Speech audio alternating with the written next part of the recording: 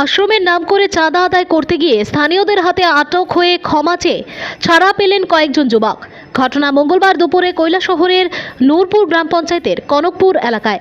জানা যায় বিশালগড় মহকুমার অন্তর্গত গোকুলনগর অম্লান জ্যোতি নামে এক সেবাশ্রম রয়েছে। আর এই সেবাশ্রমের নামে কৈলাসহর সহ ধর্মনগরের কিছু যুবক অবৈধভাবে চাঁদা আদায় করতে ব্যস্ত হয়ে উঠেছে। মঙ্গলবার দুপুরে যখন কৈলাসহরের কনকপুর এলাকায় অম্লান জ্যোতি সেবাশ্রমের নামে পরিচয়পত্র গলায় ঝুলিয়ে চাঁদার রসিদ বানিয়ে ওই এলাকায় ঢুকে মানুষের কাছ থেকে চাঁদা আদায় করছিল, তখন এলাকার কিছু মানুষের সন্দেহ জাগে। তখন স্থানীয়রা শুভন দেবনাথ সহ মোট 4 জনকে আটক করলেও ঘটনাস্থল থেকে এক যুবক পালিয়ে যেতে সক্ষম হয়। পরের 4 জন যুবককে স্থানীয় এলাকাবাসীরা আটক করে জিজ্ঞাসাবাদ করলে তাদের এই অসংলগ্ন কথাবার্তা শুনে স্থানীয়দের সন্দেহ আরও বেড়ে যায়। একটা সময় যুবকদের উত্তম মধ্যম দেওয়ার জন্য উদ্যত হলে যুবকরা তাদের ভুল স্বীকার করে স্থানীয়দের কাছে ক্ষমা চায়। পরে স্থানীয়রা তাদেরকে ভবিষ্যতের এই ধরনের অবৈধ কার্যকলাপ থেকে দূরে থাকতে প্রতিশ্রুতি দিয়ে ছেড়ে দেয়। স্থানীয় এলাকাবাসীদের অভিযোগ, হয়তো এভাবে রাজ্যের বিভিন্ন জায়গায় অম্লান জ্যোতি সেবাশ্রমের নামে অবৈধভাবে চাঁদা আদায় করছে, তাই সবাই যেন এই বিষয়টি নিয়ে সতর্ক থাকে তার আহ্বান জানান। ভানুচন্দ্রের রিপোর্ট। কথা কইয়া এখানে কালেকশন করা লাগছে। আমরা আইছি অনাথ আশ্রমের লাগি। ইভেন কি আমরা প্রমাণও দিতে পারমু যে ওই যে এই এলাকায় যে আমরা করছি যে কালেকশন, আমরা দুইটা কালেকশন করছি যে এই এলাকার যে তারা সবরে গিয়া প্রমাণ দিতে পারমু যে আমরা কি কইয়া কালেকশন করছি। আপনারা সবাই যেতে পারেন আমরা লগে গিয়া জিগাইবা, ঠিক আছে? এক নম্বর কথা। আর যে বাক্সে হে কালেকশন করছে হে এতিমখানা কইয়া, এতিমখানা আমরা লগে এড আছে, বাট হে সেপারেট হয়ে গেছে। আমরা তো ওই তো এই জিনিসটার লেগে তো আপনারা একটাইছেন, এই জিনিসটার লেগে তো আপনারা একটাইছেন না। আমরা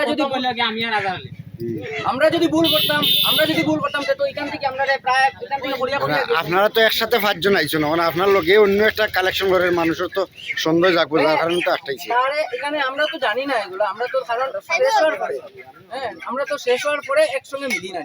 তাইলে আমরা তো গেছি কি আমরা এখানে রোদ্র লাগছে, গরম লাগছে, ড্রাই দিছি, ওই গাছতলায় গিয়ে বই দিছি, ওই বাইরে ডাকছে, ওই বাইটা ভাই একটা আপনারা যে আইছেন অম্লান জ্যোতি সেবাশ্রম বিশাল করতে গিয়ে আপনাদের সংস্থার সেক্রেটারি প্রেসিডেন্ট বলছে আপনারা অনুমতি ছাড়া আইছেন, এই ব্যাপারে আপনি কি বলবেন? এই ব্যাপারে আমি তার লগে কথা না কই কেমনে করব, তারা তো আমি কথা বলতে লাগবে না। তারা তো বলছে যে কৈলাসর কালেকশনের লাগি তারা কোনো অনুমতি দিছে না। স্যারের লগে আলে কথা কইছে, স্যারে কইছে উপরে ফোন করতাম, উপরে আনাইতাম। স্যারে কইছে আমি ডাইরেক্ট খোলাখুলি কই দিছি, তারা দুলালের লেগে আমরা রাখছে, দুলালে মিথ্যা কথা কইয়া কালেকশন করছে, তার কাছ থেকে টাকা দুই একজনের রিটার্নও করছে। তারপরে তারা একটাই জন হে বাকি গেছে। এখন আপনারা সংস্থাতে কইছে তারা যে আপনারা কৈলাসর কালেকশনের কোনো পারমিশন নাই বা অনুমতি দিছে না। এই কালেকশন না, all Tripura collection, all Tripura কৈলাসর কালেকশনের ব্যাপারে তারা কিছু জানে না। আজকের ব্যাপারটা আজকে হয় জানে তারা, আজকে যে আইছি সকালবেলা বাইরেছি, এটা আজকে সংস্থারে না জানিয়ে আপনি কিভাবে কালেকশন নেবেন? সকালবেলা কালেকশন যখন জমা দেওয়া হয় তখন তারা লগে কথা হয়। তারা তো কইছে এই ব্যাপারে আমরা কিছু জানি না, আমরা কোনো কালেকশন কৈলাসর না।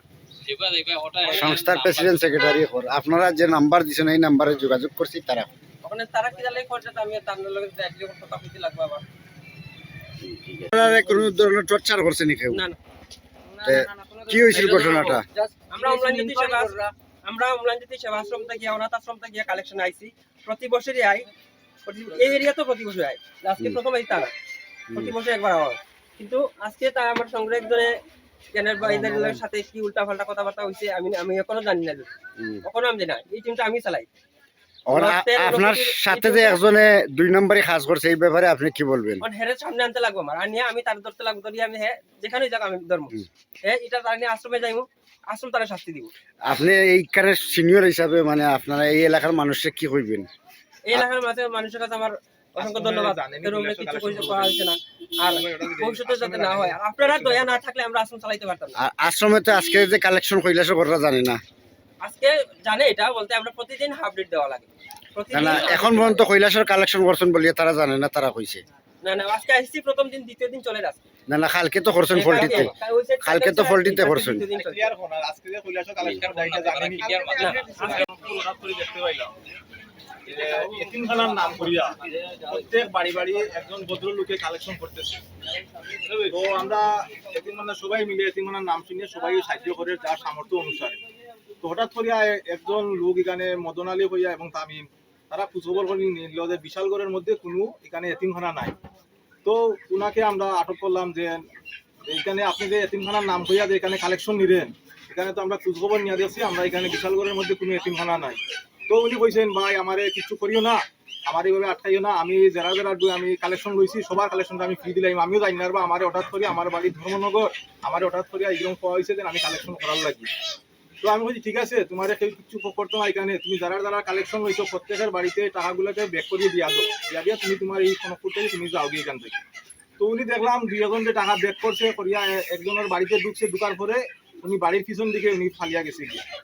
তো ওনার সঙ্গে যে আরো আমাদের পশ্চিম প্রান্তে রাস্তার পশ্চিম প্রান্তে পাড়ার মধ্যে যে লোকগুলো আছে আরো দুইটা ছেলে আছে, এলাকার মানুষ ওনাদেরকে আটক করছে যে যখন মিথ্যা কথা কইয়া যখন এলাকার মানুষদের বোকা বানাইয়া যখন কালেকশন করিয়া নিয়ে গিয়া, তাহলে ওরা যে কালেকশন করতেছে যে পশ্চিম প্রান্ত থেকে ওরা আটক করিয়া আনো।